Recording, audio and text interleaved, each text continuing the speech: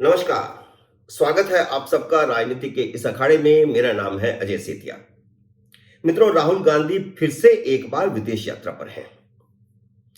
सजा याफ्ता होने के बाद राहुल गांधी जैसे विदेश यात्रा के लिए कसमसा रहे थे। सैम पेत्रोदा भी उनसे कह रहे थे कि अगर कोर्ट से सजा माफ ना हुई तो उन्हें जेल जाना पड़ सकता है, इसलिए उससे पहले पहले एक बार वे विदेश दौरा कर लें ताकि उनके भाषणों की एक श्रृंखला तो हो जाए। लेकिन राहुल गांधी की समस्या यह थी कि उनके पास पासपोर्ट नहीं था। जब उन्हें 2 साल की सजा हुई तो उनकी सांसदी चली गई। तो सांसद के नाते उनको जो डिप्लोमेटिक पासपोर्ट मिला हुआ था वह उन्हें सरेंडर करना पड़ा। अब जब वह उन्हें सरेंडर करना पड़ गया तो उनके पास पासपोर्ट नहीं है। अब क्योंकि वह सजा याफ्ता हैं तो उन्हें पासपोर्ट मिल नहीं सकता। इसलिए उनके पास एक ही रास्ता था कि वे कोर्ट जाते, और क्योंकि सजा पर रोक लगी हुई है हाई कोर्ट की, तो इसलिए उनको पासपोर्ट मिल सकता था। तो वह हाई कोर्ट गए और हाई कोर्ट ने उन्हें उन पर दया करके 3 साल के लिए पासपोर्ट दे दिया। अमूमन जब आप पासपोर्ट के लिए अप्लाई करते हैं तो भारत में 10 साल के लिए पासपोर्ट मिलता है। बाकी दुनिया में भी यही नियम है। लेकिन उनको 3 साल के लिए पासपोर्ट मिला है, और पासपोर्ट मिलते ही वह फिर अमेरिका चले गए हैं, जहां उनके भाषणों की श्रृंखला शुरू हो गई है। आपको याद होगा कि पिछली लंदन यात्रा के दौरान उन्होंने प्रधानमंत्री नरेंद्र मोदी और उनके अडानी के साथ रिश्तों के बारे में खूब बोला था। नरेंद्र मोदी के खिलाफ जितना जहर वह उगल सकते थे वह उगला था, जिस पर भारत में खूब हंगामा हुआ।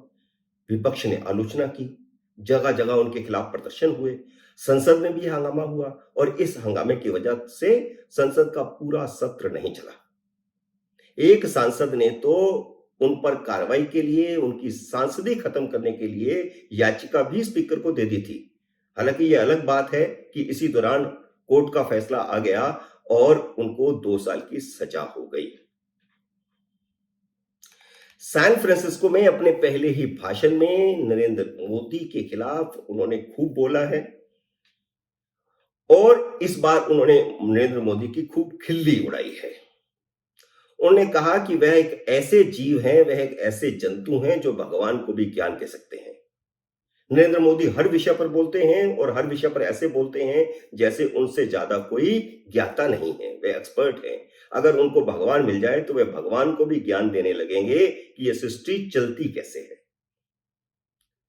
राहुल गांधी की प्रॉब्लम यह है कि वह कोई सकारात्मक बात नहीं करते हैं, सकारात्मक बात नहीं कर सकते हैं। वह नरेंद्र मोदी से बड़ा बनना चाहते हैं, लेकिन नरेंद्र मोदी से बड़ी लाइन नहीं खींच पाते हैं। मोदी की आलोचना के सिवा उनके पास कुछ नहीं है। क्योंकि उनको सुनने वाले सारे मोदी विरोधी होते हैं, तो वे तालियां बजवाने के लिए मोदी की आलोचना से ही बात शुरू करते हैं, मोदी की आलोचना पर ही बात खत्म करते हैं। पिछली बार उन्होंने बहुत सारी ऐसी बातें कह दी थी जो मोदी विरोध से ज्यादा भारत विरोधी हो गई थी। तो इस बार उन्होंने अपने पहले ही भाषण में मोदी विरोध के साथ साथ हिंदू विरोध करना शुरू कर दिया, हिंदू धर्म की खिल्ली उड़ाना शुरू कर दिया, हिंदू धर्म के खिलाफ बोलना शुरू कर दिया।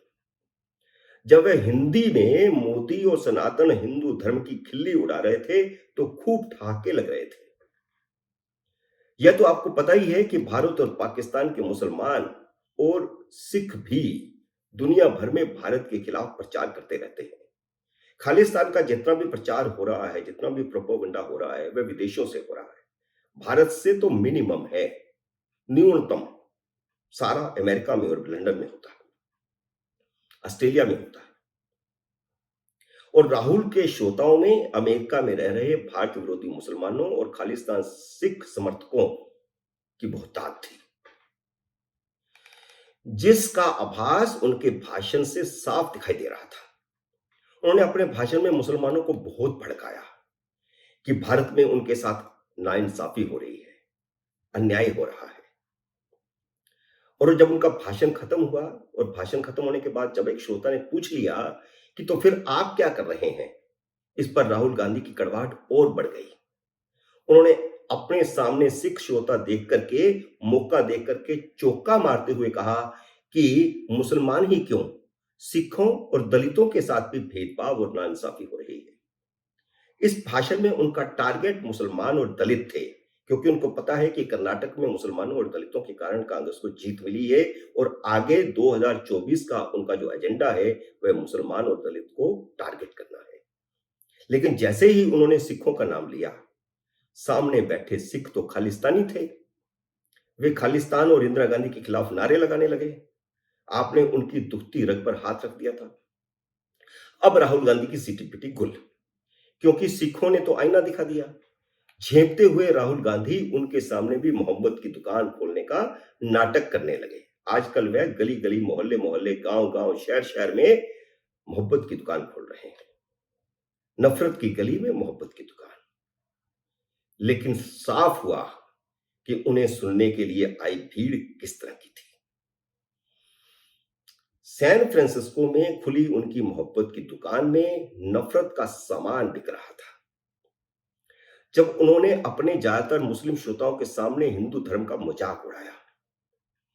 आपको याद है मोदी ने संसद भवन में संगोल को दंडवत प्रणाम किया था, क्योंकि धर्म और इंसाफ के प्रतीक संगोल पर भगवान शिव के वाहन नंदी और मां लक्ष्मी की मूर्ति है।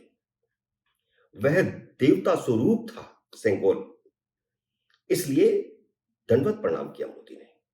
राहुल गांधी ने मोदी के दंडवत प्रणाम की खिल्ली उड़ाई तो खूब ठाके लगे। सोचिए ये ठाके क्यों लगे होंगे? क्योंकि राहुल गांधी समेत वे सभी लोग सनातन हिंदू संस्कारों और परंपराओं से नफरत करने वाले लोग थे। इसलिए वे भगवान की मूर्ति के आगे दंडवत प्रणाम की खिल्ली उड़ा रहे थे। उनकी इस हरकत से यह भी साबित हुआ कि वे खुद हिंदू नहीं हैं। उनका वह गोत्र फर्जी था जो उन्होंने पुष्कर में पंडित को पूजा के समय बताया था। जनेऊ से उनका कोई सांस्कृतिक रिश्ता नहीं है। अगर वे हिंदू होते तो उन्हें किसी ने बताया होता कि देवी देवताओं की मूर्ति के सामने साष्टांग प्रणाम पुरातन सनातन परंपरा है। हर हिंदू जब मंदिर में जाता है तो साष्टांग प्रणाम करता है। राहुल गांधी ने अपने श्रोताओं से कहा कि उन्होंने कभी उन्हें ऐसा करते देखा है। आज वे हिंदू का मजाक उड़ा रहे हैं और कल मौका मिलेगा तो हिंदुओं के बीच जाकर के नमाज का मजाक उड़ाएंगे। अब देखिए वो किस तरह की हरकतें कर रहे हैं। मुस्लिम श्रोता को वह बता रहे थे कि वे हिंदू नहीं हैं, वह सनातन परंपराओं को नहीं मानते। जब वह हिंदू सनातन परंपरा की खिल्ली उड़ा रहे थे तो हिंदू धर्म विरोधी उनके श्रोता खिलखिलाकर हंस रहे थे। राहुल गांधी की बगल में खड़े ईसाई सैम पित्रोदा भी मुस्कुरा रहे थे। यही हिंदू धर्म का विरोध राहुल गांधी को मुसलमानों और ईसाइयों से जोड़ता है। भारत से बाहर जाकर भारत और भारतीय परंपराओं की खिल्ली उड़ाना राहुल गांधी की आदत बन गई है। मित्रों, आज के विश्लेषण में इतना ही। फिर मिलेंगे नए वीडियो में नए विषय के साथ। तब तक नमस्कार। हाँ, जाते जाते एक निवेदन, अगर ये वीडियो पसंद आया है तो इसे लाइक और शेयर कीजिए, और अगर आपने अभी तक मेरे YouTube चैनल को सब्सक्राइब नहीं किया तो कृपया सब्सक्राइब करके घंटी का बटन भी दबा दीजिए। जल्द ही मिलते हैं अगले वीडियो में। तब तक नमस्कार।